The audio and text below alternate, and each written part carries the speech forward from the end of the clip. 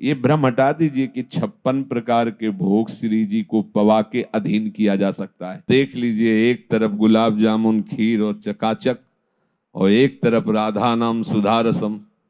जिभ्या किधर ललचाएगी? गुलाब जामुन की तरफ। ऐसे जीतो खेत, ऐसे ऐसे चलो, तब जीत जाओगे। अगर बोलना है तो नाम बोलो, भगवत चर्चा बोलो, नहीं तो मौन रहो। स्थान, अन्न, जल और परिवार जहां आप रह रहे हैं, और आपका आस पड़ोस, और आपका दृश्य, और आपका अध्ययन साहित्य, और आपका बोलना, जिससे हमारे अंगों में बोझा ना पड़े, चर्बी ना बनने पावे, प्रमाद ना आने पावे। सत्संग में बैठे सो जाते हैं, सत्संग में सिरहाने रखा, नाम का चिंतन कैसे करोगे? इतनी परेशानियां शरीर में हो जाएंगी कि तुम रामकृष्ण हरि की बात सुनने लायक ही नहीं रहोगे। अगर आप इसे स्वीकार नहीं करेंगे तो बहुत काल व्यतीत हो जाएगा। आपको स्वीकार करना होगा। जहां भोगों के छोड़ने की बात आती है, जहां अहम को चकनाचूर करने की बात आती है, जहां रिश्ते नातों को स्वाहा करने की बात आती है, यही भेंट देनी है अपने को। अपने को प्रभु की प्राप्ति के लिए जो भेंट देनी है वो यही देनी है। क्या? अपने शरीर का समर्पण, अपने शरीर संबंधी भोगों का समर्पण, अपने रिश्ते नातों का समर्पण। आप एक ही नाता है, केवल प्रभु के संबंध से। नाते नेह राम के मनियत, नहीं तो नहीं। वो अंजन किस काम का जो आंख में लगाए और आंख फूट जाए, है? वो संबंध किस काम का जो परम प्यारे प्रीतम प्रभु से विमुख करके हमें संसार में फंसा दे। अंजन कहां आंख जो फूटे, बहुतक कहो कहां लो। जाते होए स्नेह राम पदे, तो मतो हमारो, जिससे प्रभु के चरणों में प्रेम हो जाए, यही हमारा मत है। इसलिए इसको त्यागना अनिवार्य है। उपासक जो सत्संगी है, मृदु वचन बोलना सीखो। अगर वाणी से किसी के भी हृदय में क्षोभ पहुंचता है तो ऐसी वाणी मत बोलिए।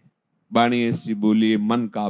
सत्संग तुम्हारे ऊपर असर तब करेगा, पहले आप सुधार कीजिए। कपड़े में रंग चढ़ाने के पहले उसकी अच्छी धुलाई हो जाती है, फिर बढ़िया रंग चढ़ता है। ये बड़ा गंदा है हमारा अंतःकरण, इंद्रियां। तो हमें शुरुआत करनी है वाणी से। परुख वचन, सेवक जी भी महाराज कह रहे हैं, परुख वचन कबहू न कहा। नियम लीजिए, किसी को दुख देने वाले वचन नहीं बोलेंगे। नवता सबसु बोल, दैन्य होकर, तभी अंदर जो छुपा हुआ ठाकुर सबके हृदय में वो प्रकाशित होने लगेगा। जब देखेगा ना कि आप पद्धति से चल रहे, दैन्य भाव से चल रहे, तो मुस्कुराने लगेगा। फिर ये रूप अंतर ध्यान हो जाएंगे, वही दिखाएगा, दूसरा नहीं। कोई भी बात बोलने के पहले हृदय में विचार कर लीजिए कि कहीं ये किसी की निंदास्पद बात तो नहीं, इसमें दोष दृष्टि तो नहीं किसी की, इसमें किसी को दुख पहुंचने वाली बात तो नहीं है। ये तीन बातें देख लो। किसी को दुख पहुंचने वाली बात तो नहीं बोलने जा रहा हूं, इसमें किसी का दोष दर्शन करके बात तो नहीं बोल रहा हूं, किसी की निंदा तो नहीं कर रहा हूं। अगर ऐसा आप, तो वाणी बहुत अपराध करती है। सबसे ज्यादा पाप वाणी से होते हैं। वाणी को अपने लोगों ने शासन से बिल्कुल मुक्त कर दिया है। जो मन में आवे सो बोलो, जैसे मन में आवे वैसे बोलो। नहीं, वाणी एक अमूल है, जो कोई बोले जानी। हे तराजू तौल के तब मुख बाहर आनी। बहुत संभाल कर भजन करने वाले उपासक को वाणी पर विशेष ध्यान देना चाहिए। श्री चरणदास जी कह रहे हैं, इस संसार रूपी रणभूमि पर यदि विजय प्राप्त करना है तो स्वाद रहित भोजन करने का अभ्यास करो। ये जो चटोरापन जवान में बैठ गया है, आप इच्छा मत कीजिए। आपके भरण पोषण करने वाले प्रभु हैं। कभी वो स्वादिष्ट पदार्थ मिल रहा है तो बिना स्वाद बुद्धि के भगवत प्रसाद रूप पाली। कभी रूखा सूखा मिल रहा है, उसे पाली।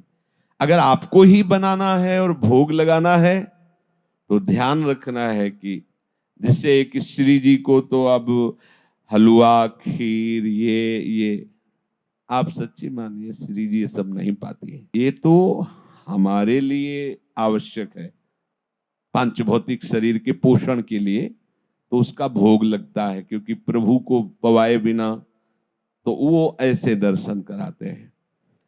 श्री जी और लालजू जो पाते हैं वो केवल प्रेम भोगता है, केवल प्रेम, दूसरा वो पान नहीं करते।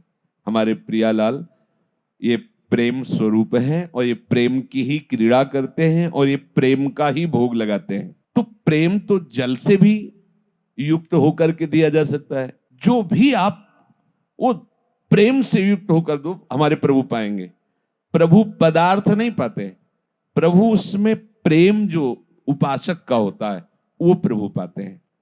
ये बैठा लीजिए, ये भ्रम हटा दीजिए कि 56 प्रकार के भोग श्री जी को पवा के अधीन किया जा सकता है। फिर तो श्री जी अरबपतियों की ही होती, अपने गरीबों किंचनों की तो होती ही नहीं। लेकिन कहीं ऐसा नहीं पाया गया सिद्धांत। ये जो उत्तम उत्तम भोग वर्णन का है, उसमें आपके जो उत्तम उत्तम भाव, आज प्रफुल्लित हो रहा है हृदय, आज श्री जी को खीर का भोग लगाएंगे, आज ये जो उसमें आपका आंतरिक भाव बन रहा है, तो अगर बाहर नहीं भी पदार्थ अर्पित किया और भाव बल गया तो श्री जी ने पा लिया। श्री जी पदार्थ भोगता नहीं है, ध्यान रखना।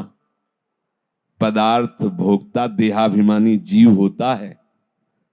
इसीलिए बिना अधिकार के प्रेम रंग की बात नहीं बताई जाती कि ये देहाभिमानी जीव कहीं प्रिया प्रीतम की प्रेम रस क्रीड़ा को देह क्रीड़ा न समझ ले कि भाई जैसे लोकवत ऐसे नहीं। श्री जी और लालजू ये प्रेम के खिलौना दो खेलत हैं प्रेम खेल। अब तुम काम खेल खेलने वाले, काम का आसक्ति पूर्वक सेवन करने वाले प्रेम खेल की बात ही नहीं जान सकते, क्योंकि वो सूक्ष्मतरम अनुभव स्वरूपम। शुरुआत कीजिए, ये भाव हटाइए कि श्री जी को रोज हलवा पूरी ये सब पवाना है। अगर आपको ऐसा ही भाव दृढ़ है तो पवा के बांटना है, पवा के थोड़ा किनका लेके बांटना है, फिर बनाओ। ज्यादा स्वादिष्ट नहीं पदार्थ ऐसे दाल दिखा के और पा लीजिए। ये जब तक तुम गरिष्ठ पदार्थ पाते रहोगे, मान लीजिए, बात मान लीजिए, देख लीजिए आप। एक बार झाड़ू मंडल के बलराम दास जी महाराज, बिल्कुल यमुना के पावन पुलिन पे ही बना हुआ है, इस साइड में रास मंडल के पास ही, वैसे वृक्ष के नीचे बैठे हुए थे। तो माताएं बहनें यमुना अवगाहन कर, तो वस्त्र आदि, ये नियम है कि यदि आप यमुना के तट पर बैठे हैं तो दृष्टि संभालिए, क्योंकि स्नान के बाद वस्त्र आदि शरीर में, तो अगर हमारी अचानक दृष्टि जाती है तो प्रणाम मुद्रा होकर दोबारा उधर दृष्टि न जाए। अगर दोबारा दृष्टि गई तो फिर आपका मन मलिन होने लगेगा और वो अपराध माना जाएगा। तो आप तो भगवत प्राप्त महापुरुष झाड़ू मंडल के बलराम दास जी महाराज, दृष्टि गई तो काम जागृत हो गया। अरे वृद्ध मूर्ति, निर्मल हृदय, हलचल पैदा हो गई। सब शिष्यों को बुलाया और कहा अब हम प्राण त्यागने की हमारी इच्छा हो गई। ये सब क्या हो रहा है? सब लोग घबरा गए, बोले नहीं नहीं, अब हम अपने शरीर में प्राण नहीं रख सकते। तो महाराज जी कारण तो बता दीजिए, क्या प्रभु का संकेत है या कोई? बोले नहीं, अपराध बन गया। क्या? कोई माई स्नान कर रही थी, उसके शरीर को देखकर हमारे मन में मलिनता आ गई। समझ गए? महाराज जी पहले वृंदावन की परिक्रमा लगाते हैं नाम कीर्तन करते हुए, फिर बाद में आप जैसा आदेश करेंगे जैसा। हाँ हाँ, ये भी ठीक है। मृदंग ढोल के साथ भगवान नाम का उच्च स्वर से गान करते हुए परिक्रमा, एकदम जैसे नशा उतर गया हो, एकदम शांत, एकदम प्रसन्नता, एकदम बड़ी महिमा है धाम प्रदक्षिणा की। भक्ति के 64 अंगों में प्रदक्षिणा भी एक अंग है। तो उनका अरे ये कैसे हमारे अंदर वृत्ति आ गई थी, कितनी निकृष्ट।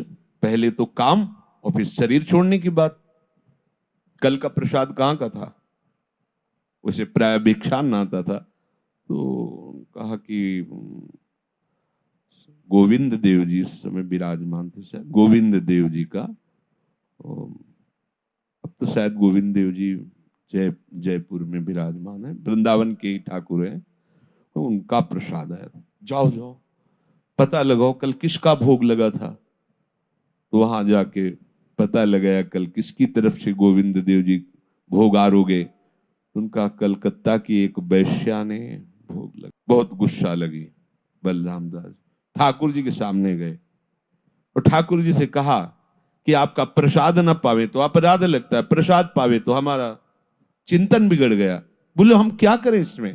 ठाकुर जी से जब कहा जाता है कि गोविंद देव जी का प्रसाद है या अमुक ठाकुर जी का प्रसाद है तो हमें पाना ही है, क्योंकि हमारे आराध्य देव है, और ना पावे तो अपराध लगता है, और पावे तो देखो कैसी बुद्धि कर दी। क्या है ये? तो जो सिद्ध पुरुष होते हैं भगवान उनसे बात करते हैं। सिद्ध पुरुष का मतलब होता है प्रभु के सिवा जिनके हृदय में कहीं कोई राग नहीं है, तो उनका प्रभु से इतना अपनापन होता है जैसे छोटे बच्चे का माँ से होता है। वो लड़ भी सकते हैं, वो बात भी कर सकते हैं, वो रूठ भी सकते हैं, तो माँ जैसे बच्चे को मनाती ऐसे प्रभु मनाते हैं। तो प्रभु ने कहा कि प्रसाद का मान रखने के लिए किनका ले लो और माधुकरी मांग के पाओ। हमने कब आदेश किया कि आप पूरा का पूरा सब, हाँ ये ठीक है।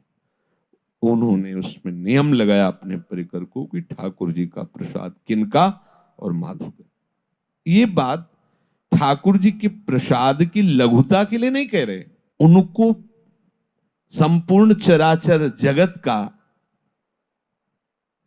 यदि भाव देखो, वही आधार है, वही व्यवहार है, और वही सम है, और वही विषम है। पूरे चराचर जगत का वो, तो उनमें कोई फर्क पड़ने वाला है क्या?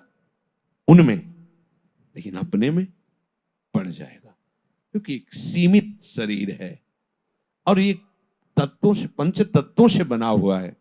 इसमें जैसा जाएगा वैसा भाव प्रकाशित होगा। चाहे कोई भजन करके सिद्ध हो गया हो, पर प्रभु के समान व्यवहार नहीं कर सकता। प्रभु के समान हो सकता है, प्रभु और प्रभु के जनों में अभेद है, ये पक्की बात है, पर वो प्रभु के समान ऐश्वर्यवान नहीं हो सकता कि उसके कहने से सूर्य चलेगा, उसके भय से मृत्यु भयभीत होगी। ऐसा नहीं है। वो विराट रूप रख के संपूर्ण, ऐसा नहीं है। वो उसी समुद्र में तरंग लीन हो गई, वो समुद्र में हो गया, पर तरंग समुद्र नहीं प्रकट कर सकती, पर समुद्र करोड़ों तरंग प्रकट कर सकता है। इतना भेद बना ही रहता है। यहां कह रहे हैं कि बिना स्वाद ही खाइए। यदि सत्संग का रंग हृदय में चढ़ाना है तो बिना स्वाद, इस पर हम बहुत बार चर्चा करते हो, आप सुनते हैं पर असर नहीं होता। कहते आप ही तो बनवाते हैं और जो पवाते हैं वही पाते हैं। तो आपने ही तो संसार रचा है, वो आप ही मना कर रहे हैं, तो जो मना कर रहे हो मत पाइए, वो मत कीजिए। आपका ही तो रचा हुआ है पूरा संसार, आपका ही तो रचा है। अशुद्ध, अभक्ष, दुष्ट, ये सब उन्हीं का तो रचा हुआ है। तो उन्होंने ही तो आदेश किया है, ऐसा करो, ऐसा ना करो। जो कहते हैं ना करो वो ना करो, उसमें थोड़ी कि आपका ही दिया हुआ है, तो फिर और कुछ भी आपका दिया हुआ है। ऐसे ही आपको समझना होगा। कुछ समय तक आप थोड़ा लड़िए इस बात में, फिर आपका स्वभाव बन जाएगा। बहुत आनंद आता है भजन में। ये भोजन चौपट कर देता है भजन को, और ये भोजन ही भजन में तन्मय कर देता है। दोनों बात समझ लीजिए। पूज्यपाद श्री उड़िया बाबा जी महाराज ने कहा है कि रसमय भोजन तो नीरस भजन, और नीरस भोजन तो रसमय भजन। अब देख लीजिए, एक तरफ गुलाब जामुन, खीर और चकाचक, और एक तरफ राधा नाम सुधा रसम। जिह्वा किधर ललचाएगी? गुलाब जामुन की तरफ। राधा नाम सुधा रसम का इसीलिए स्वाद नहीं मिल रहा। बिना स्वाद ही खाइए, पक्की बात है। अब इसको इस तरह में मत लीजिए कि वो निषेध करते हैं, उसका नकारात्मक भाव मत निकालना। वो तो निषेध करते हैं कि श्री जी को बस रूखी सूखी रोटी लगा। ऐसे कैसे हो सकता है हमारी श्री जी रूखी सूखी रोटी पाएंगे? ऐसा भाव हम कह रहे हैं तुम्हारा है तो रोज 56 भोग लगाओ, और थोड़ा किनका ले लो और आप रूखी सूखी पाओ, पाना ही पड़ेगा यदि भजन करना है। और अगर आपको ये है कि बढ़िया बाल भोग और राजभोग और शयन भोग, तो फिर और भी भोग हैं, इतने से ही काम नहीं चलेगा। और भोगों में उतरे तो फिर और भी भोग हैं जो नहीं चाहते, वो भी भोगने पड़ेंगे। आप समझ लो, अगर इस चक्र से मुक्त होना है, भोग और रोग से, भव रोग से और इस भोगों में सुख बुद्धि से, तो सबसे पहले वाणी और रसेंद्री दो का सुधार कर लीजिए, सब सुधार हो जाएगा। ये जो अच्छा अच्छा पाने की, कुछ अच्छा नहीं है यार, कुछ अच्छा नहीं। यहाँ घाटी के नीचे सब माटी है, बस वो कुछ सेकंड का ऐसा है। संभालिए इसको। देखो, आज से भोजन में सुधार कीजिए। पर अगर हमारी बात पर आप श्रद्धा नहीं करेंगे तो, अरे ठाकुर जी का प्रसाद, श्री जी का प्रसाद, मीरा जी तो जहर पी गई थी, ये तो खीर पूड़ी है। समझो, ये तो खीर पूड़ी है, ये तो गुलाब जामुन, और आप रोक रहे हो। मीरा जी ने जहर पी लिया था, वो जानता है अंतर्यामी। फिर किसी दिन ऐसा प्रसाद आएगा, बासी है क्या, खट्टा लग रहा है, यमुना जी को पवा दो, पधरा दो। हम सुना है ना, जय हो जय हो यमुना जी। वो देख रहे हैं ना, मीरा जी ने जहर पिया था, तुम 2 दिन का बासी प्रसाद, नहीं प्रसाद में कोई बासी होता है।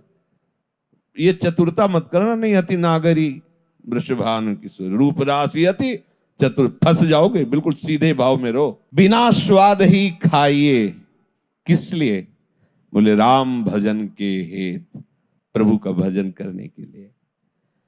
चरण दास कहे सूरमा, वही योद्धा है भगवत मार्ग का, जो इसको सुधार ले। जैसे कुछ ऐसे विरक्त जन हैं जिनके पास भोजन की अव्यवस्था है, कभी कभी जैसे कहीं भंडारा हो रहा है, उनको ऐसा पाना पड़े, तो हमने बड़े बड़े महापुरुषों से इस विषय में चर्चा जब की, तो उनका पहली पंगत हो जाने के बाद दूसरी पंगत में बैठना नहीं है, वहां जाके याचना करनी कि अगर आप दे सकते हैं तो सब्जी दे दीजिए, 4 पूड़ी दीजिए, आगे जो मीठा दक्षिणा और ये सब नहीं, कुछ नहीं बिगड़ेगा, कुछ नहीं बिगड़ेगा। वहां से हटिए, यमुना के पावन पुलिन पर बैठकर पा लीजिए, भजन में कोई विघ्न नहीं पड़ेगा। पर अगर बैठ करके और ऐसे, तो फिर आप खुद अनुभव कर लीजिए, अपने खूब अनुभव किए हैं क्योंकि विचरण किए, उसको आप देख लीजिए। पूज्यपाद उड़िया बाबा की उसमें सुनाया भी है कि एक बार पूरी मंडली बाबा की जा रही थी, तो गांव में एक धनी मानी आके प्रणाम किया और कहा आज रुक जाइए प्रसाद। कहा हम गांव के अंदर तो रुकेंगे नहीं, बाहर वृक्षावली थी, वहां रुक गए। बाबा उड़िया बाबा और परिकर, बहुत सुंदर सुंदर प्रसाद पवाया सबको। सुबह हुआ तो सब एक दूसरे के मुख की तरफ देख के कह रहे थे आज तो हमें नियम भ्रष्ट हो गया हमारा। दूसरे ने कहा हमारा भी, सबने बताया। और बाबा तो परमहंस ब्रह्म स्वरूप, वो तो जरा से पद्मासन में बैठे, इतनी सामर्थ्य। तो बाबा ने बुलवाया उस व्यक्ति को और कहा साहब जितने साधु जन हैं सबके नियम भंग हो गए, क्या बात है, सही बताओ, कोई अपराध नहीं लगेगा। तो उनका हमारे पुत्र नहीं होता, हम पुत्र की भावना से पति पत्नी ने मिलकर के स्वयं बनाया और अच्छे अच्छे पदार्थ, सबका ब्रह्मचर्य नष्ट हुआ, सबका स्वप्न दोष हुआ। देखो, अन्न का प्रभाव, भोजन का प्रभाव। इसीलिए विरक्त को भिक्षान्न, किसी एक कारण में, बस उसमें जो ये देखना है कि जिस दिन बहुत रुचिकारी भोजन हो, जो बहुत अच्छा लगता हो, उसको थोड़ा ले लीजिए, बकाया मत लीजिए। है हिम्मत कि आज तो जुवति तेरो बदन आनंद भरे, एक तरफ ये है और आज तो ये है। अब उधर से ये हम सत्संग का असर कैसे हमारे ऊपर हो उसकी बात कर रहे हैं। बिना स्वाद ही खाइए राम भजन के हेत, चरण दास कहे सूरमा, ऐसे जीतो खेत, ऐसे ऐसे चलो, तब जीत जाओगे। इस माया की रणभूमि में तुम विजय प्राप्त करोगे। उसे सूरमा कहा है। वही बलवान है जो वर्तमान में उपस्थित भोग का त्याग कर सके, पीछे तो सब डींग हाँकते हो, जब सामने उपस्थित होता है, अब शाम से देखेंगे, आज तो छक्के पा लेते, शाम से देखेंगे, वो शाम कभी जीवन में नहीं आएगी। त्यागना है तो अभी, काल करे सो आज कर, आज करे सो अब, अभी अभी सामने वर्तमान में आए हुए भोग का त्याग जो करता है वही त्यागी है। भविष्य में त्याग कर देंगे उसे त्यागी नहीं कहते। वर्तमान में जो सामने उपस्थित, नहीं रूखा सूखा खाई के ठंडा पानी पियो, देख पराई चूपरी मत ललचावे जीव। जो बोले तो हरि कथा, नहीं तो मौन गहे सदा ध्यान। चरण दासे धारणा धारे सो सज्ञान। अगर बोलना है तो नाम बोलो, भगवत चर्चा बोलो, नहीं तो मौन रहो। अब इस बात पकड़िए आप, मौन गए तो ध्यान। अगर बोलना है तो नाम कीर्तन कर रहे हैं, पद गायन कर रहे हैं, प्रभु की लीला के विषय में बात कर रहे हैं। चरण दास ये धारणा, श्रवण और मनन, फिर उसे धारणा। अगर ये धारणा धरे तो वही सत्संगी, वही सज्ञान। हमारे हृदय में ये बात बैठ जानी चाहिए कि जो संत महापुरुषों के द्वारा निकले हुए वचन है वो हम तभी धारण कर सकते हैं जब हमारी वाणी पवित्र होगी, जब हमारा भोजन पवित्र होगा। एक जगह वर्णन है कि अगर ये 10 पवित्र हो तो ही बात बनेगी। कह रहे हैं कि स्थान, दूसरा अन्न, तीसरा पेय पदार्थ जल। बहुत समस्या है कलयुग में, बहुत जल्दी भगवत प्राप्ति होती है तो बहुत समस्या है। अभी परसों ऐसा दूध मिला, भारी परेशानी उससे। मतलब दूध जैसी, दुग्ध जैसी पावन वस्तु में कैसे केमिकल मिला के दिए जा रहे हैं। अब किस पर विश्वास करें? कहां गऊ कोई पालना नहीं चाहता, फ्लैट में गऊ कैसे रखे? अच्छा, कुत्ता रखा जा सकता है फ्लैट में, नहीं? वो कुत्ता, देखो कलयुग का प्रभाव। भगवत प्राप्ति बहुत जल्दी हो जाती है कलयुग में, बहुत कृपालु है भगवान। जो 10,000 वर्ष वो 24 घंटे नाम कीर्तन से फल प्राप्त हो जाता है, बहुत महिमा है। पर साथ में ये भी है, हमारा आहार गलत होता है। किसी भी यज्ञ या व्रत अनुष्ठान को भंग करने के लिए थोड़ा सा अभक्ष पदार्थ डालने की कोशिश आसुरी प्रवृत्ति वाले करते थे। अब जरूरत नहीं उनको, क्योंकि सिद्ध ही नहीं होगा। अब घी कहां से खरीदे? मतलब भगवत आराधन कहां से खरीदे? आप एक ट्रक घी ले सकते हैं, एक ट्रक घी, हजारों किलो खोया ले सकते हैं, व्यवस्था है। पर गाय कहां है? कहां इतना पशु सेवन हो रहा है? कहां इतनी भारी व्यवस्था हो रही पशुओं की सेवा की? वृत्ति जा रही है। शरीर रोग से ग्रसित, चिंता, नाना प्रकार की परेशानियां। केवल रोटी अगर आप खाएंगे तो उसमें भी इतनी खाद पड़ी है। 8 मन 1 बीघे में होता था हमारे समय में। इस समय 45, 50, 60 मन 1 बीघे में होता है। अन्न बढ़ गया, लेकिन स्वास्थ्य रहित हो गया, स्वाद रहित हो गया। बड़ा, अब करे तो करे क्या करे? सब्जी घरों में केवल हल्दी उसमें सिलबट्टा में पीस के, थोड़ी धनिया ऐसे छौंक, तो घिया छप्पर से उतार ली जाती थी, तो ऐसे स्वस्थ। अब घिया तो इतनी बड़ी है, पर शाम के उसमें इंजेक्शन लगे, केमिकल लगा के, कहां कैसे क्या करें? आप देखो, जब ऐसे दृष्टि डालो तो अच्छा, बोले हमारे घर में गाय बंधी हुई है, अब उसको राशन क्या पवाते हैं? भारी से भारी ऐसी वस्तुएं डाल डाल करके गेहूं की फसल में, तो उस पौधे पे पूरा अन्न पे असर, उसी का भूस, उसी की घास, और वही जाएगा, वो दूध बनेगा। ठीक है आप दूध निकाल, लेकिन उसमें कितना दूषित पदार्थों के द्वारा गाय छोड़ दी गई। 5-5 हजार बीघे ऐसे खाली पड़े हैं, उधर सैकड़ों गायें चर रही दिन भर। फिर वो जो दूध का पा करके दुग्ध बना, वो ऐसे पियो, ऐसे स्वास्थ्य एकदम। कलयुग का प्रभाव बढ़ रहा है, हर पदार्थ दूषित।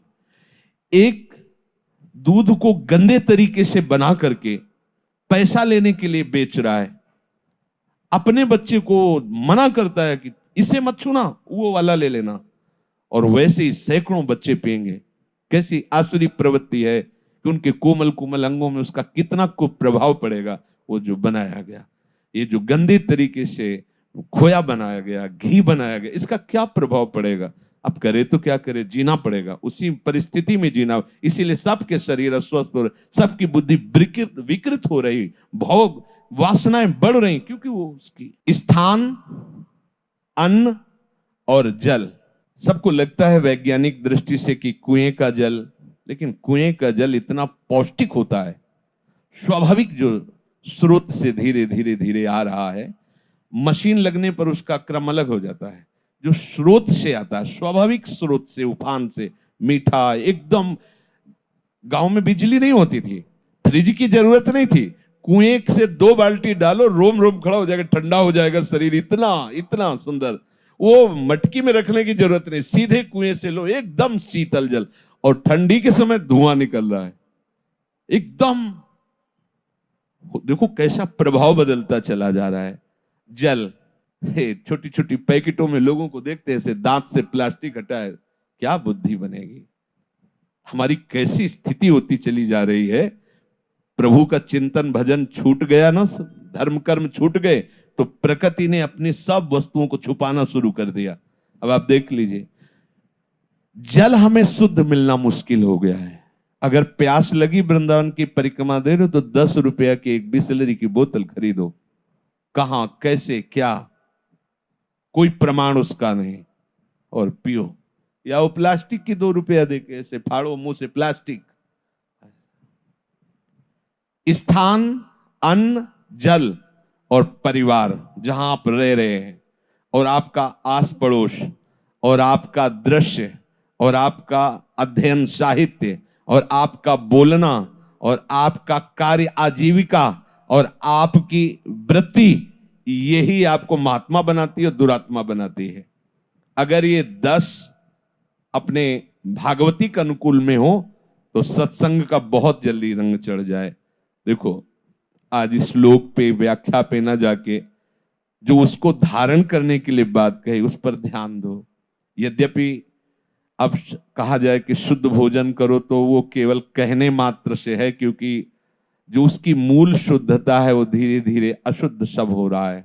पर हमारे पास एक ऐसी महामहिम शक्ति है जो भारी अशुद्धता को मिटाकर भी आपको महात्मा बना देगी। उसका नाम, हमारी प्यारे जू का जो नाम है आराध्य देव का, ये आपको परम पवित्र करेगा। पर इस नाम में रुचि हो सके, इसलिए ये जो हमने उस दिन बाजार की बात कही थी कि नहीं पाना, उसका कारण है आप लोग जिह्वा के स्वाद के कारण उसे नहीं देख पाते। कभी कोई ऐसी सामग्री जैसे, तो उसको जब देखते हैं तो उसमें ना तो भजन के परमाणु कहीं मिल पाएंगे, और ना आपका शरीर स्वस्थ रह पाएगा। जैसे आप सरसों का तेल पेर करके फिर आप सेवा में लगाए, तो कुछ तो शुद्ध हुआ ना। अब वो कौन से तेल में पकी, कितनी बार उसमें कितनी सामग्री पक चुकी है, उसका क्या स्वरूप है। कम से कम उपासना में हमको ऐसा सरल सात्विक आहार चाहिए जिससे हमारे अंगों में बोझा ना पड़े, चर्बी ना बनने पावे, प्रमाद ना आने पावे। सत्संग में बैठे सो जाते हैं। सत्संग में परसों किसी से पूछा था, सत्संग सुना? बोले थोड़ा सुना, वो भी आपने कह दिया था सोना नहीं, प्रारंभ में ही तो थोड़ा तो सुना, इसके बाद तो फिर सो गए। बढ़िया है, नहा धो के 4:30 बजे आए, कूलर चल रहे, पंखा चल रहे, घंटा 1.5 घंटा तो अच्छी नींद आ ही जाएगी, भागवतिक वातावरण। बाद में मिला क्या आपको? तो ये क्यों हो रहा है? क्योंकि हमारी जो जीवनी शक्ति हो क्षीण होती चली जा रही है। इसलिए भाई, एक खान पान की सामग्री, वो यद्यपि तो कहना ही एक असफलता है, क्योंकि हम कैसे कहें कि आप दूध सही लीजिए, घी सही लीजिए, सब्जी अधिक लीजिए, दाल, मूंग की दाल को पानी में डाल के धो तो उसमें हरापन छूटता है। बलिहारी कलयुग की मूंग की दाल को भी रंग दिया गया, उसको भी रंगा जा रहा है। अगर धोए ना और ऐसे बनाए तो उसका रंग जाकर के, तो बहुत सावधानी। अब इस बार तो उद्धार हो ही जाना चाहिए, अगले जन्म के चक्कर में नहीं पड़ना। जो अगला समय आएगा, हमें लगता है कैसे जिएंगे लोग। बोलो दूध पे हम विश्वास नहीं कर सकते, घी पे विश्वास नहीं कर सकते, हरी सब्जी पे विश्वास, अब हम जिए तो कैसे जिए भाई? ये तो है ना कि दूध घी आदि ये पवित्र चीजें पाइए। तो किसी डॉक्टर ने किसी को बोला था, परसों नरसों बता रहे थे कि जो दूध पी रहे हो ये जहर है, तुम्हारे लिए बहुत नुकसानदायक है। सीधे गाय से ऐसे कहाँ गाय, कहाँ गाय तो गलियों में घूम रहे हैं दो चार ऐसे बकैस। हाँ, कोशिश होगी कि लगभग लगभग एक मोहल्ले में अगर एक गाय नहीं होगी तो 10 कुत्ता तो होंगे, गली वाले नहीं, घर वाले नहला धुला के वो ऐसा। गाय नहीं रखी जा सकती।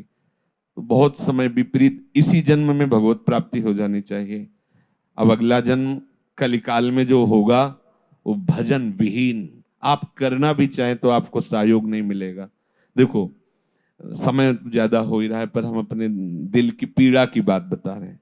ऐसे संत भगवान अंतर ध्यान होते जा रहे हैं, जो भगवान में स्थित, जिन्होंने जीवन को प्रभु के चरणों में समर्पित कर दिया। बहुत घाटा, बहुत बड़ा घाटा होना शुरू हुआ कलयुग में कि ये क्षेत्र है, गढ़ है, ये महापुरुषों का गढ़ है ब्रजभूमि। धीरे धीरे धीरे धीरे जो महान वैराग्य और अनुराग के पथिक धीरे धीरे अंतर ध्यान होता चला जा रहा है। अब आप देखो कैसी आधुनिकता से हम जकड़े जा रहे हैं, जहां एक क्षण भी हमारी वृत्ति प्रभु से अलग ना हो, वहां कुन कुन कुन कुन करता हुआ मोबाइल छाती में ही टंगा है। दूर नहीं, हृदय, हृदय देश में जहां ठाकुर जी की छवि रखी जाती थी, स्मार्ट मोबाइल टंगा है। कपड़ा हटा के देखो तो यही टंगा मिलेगा। ऐसे कितना हम बदलते चले जा रहे हैं, कितना हम विक्षेप को स्वीकार करते चले जा रहे हैं। भजन मार्ग में विक्षेप को स्वीकार कर, सिरहाने रखा है, नाम का चिंतन कैसे करोगे? कुन मैसेज आया, किसका मैसेज आया, नहीं तो कंपनी का। फिर चित्तवृत्ति कैसे समेट पाओगे? चित्तवृत्ति का निरोध करके नाम में और रूप में तन्मय कैसे कर पाओ? अगले जन्म के चक्कर में मत पड़ना, इतनी परेशानियां शरीर में हो जाएंगी कि तुम रामकृष्ण हरि की बात सुनने लायक ही नहीं रहोगे। अभी तो उठ के आ जाते हो 4:30 बजे, शरीर ही अस्वस्थ रहेगा, खान पान नहीं। 30-35 की अवस्था, दिल वो हार्ट अटैक कहते हैं। कैसे यार, ऐसा कैसे हो सकता है? ऐसा कैसे हो सकता है? 55 के ऊपर की बात तो समझ में आती, 30-35 वर्ष की अवस्था को प्राप्त शरीर में अटैक कैसे हो सकता है? हो सकता है क्योंकि खान पान सब जहरीला हो रहा है।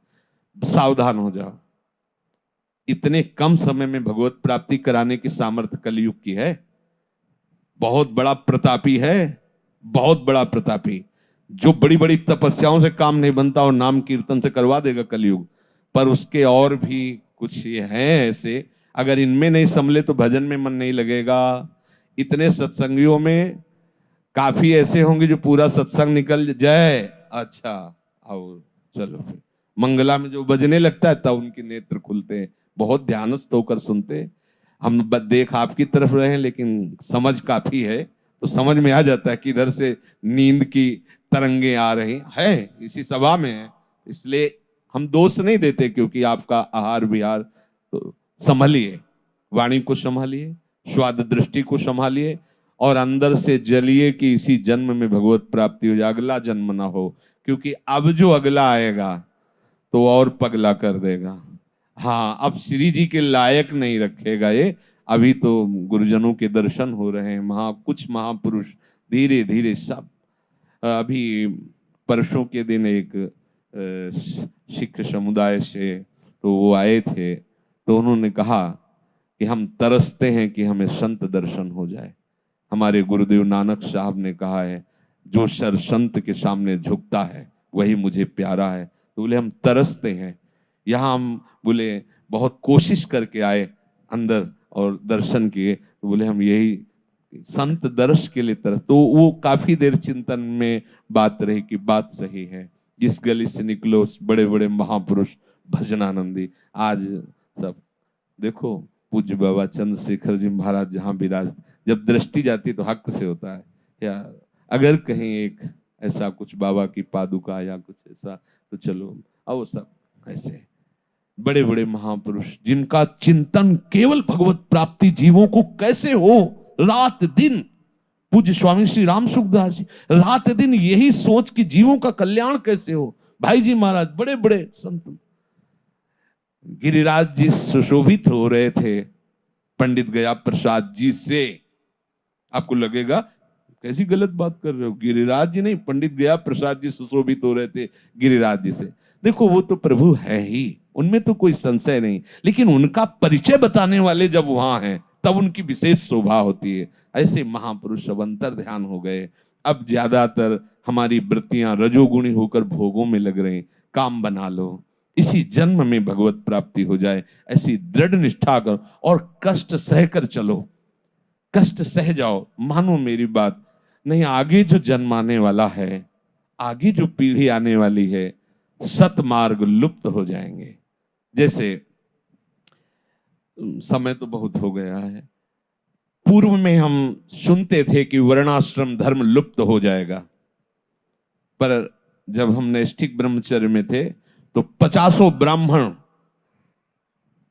सुबह आकर स्नान करके यज्ञोपवीत पहने त्रिकाल संध्या करने वाले 50 ब्राह्मण जाम रहते थे। 50 अपने अपने कोने में सब बिछाए कुशासन, सब सुबह मध्याह्न सायं में। देखो अभी ज्यादा समय नहीं हुआ, 30-40 वर्ष हुए होंगे और संध्या क्या है, ब्रह्मणत्व क्या है, खत्म। ऐसे ही आगे जब समय आएगा, साधु क्या है और भजन क्या है और भगवत प्राप्ति क्या है, ये धीरे धीरे ये न सुनने को मिलेगा, न समझने को मिलेगा, न चलने का उत्साह होगा। अभी सुन तो रहे हो आप कृपा करके, सुनने को तो मिल रहा है, अभी आपके हृदय में बचा है आध्यात्मिक बल जिससे आप चलने के लिए तो सोच रहे। आगे ऐसा समय आएगा कि आप सोच भी नहीं पाएंगे इधर चलने। इसलिए पक्की तैयारी करो, इसी जन्म में श्री जी के पास चलना है। राधा वल्लभ लाल।